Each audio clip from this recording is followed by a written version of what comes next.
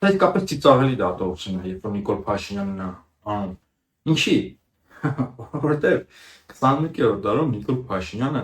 հայտնի դարձավ եւ նշանավորվեց մի քաղաքականությամբ, որի հետևանքով ավելի քան իրական,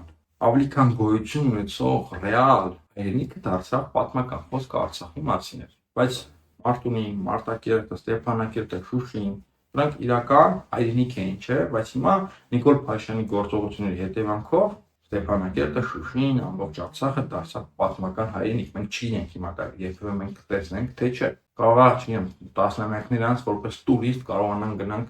Ստեփանակերտ, որի անունը արդեն կլինի կամ արդեն շարքերտների մեջ Խանկենդի, Շուշան կլինի Շուշա։ Որպես տուրիստ միգուցե կարող եմ գնանք, բայց ես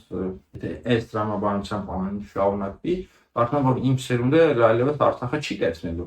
Կորցրել ենք Արցախ։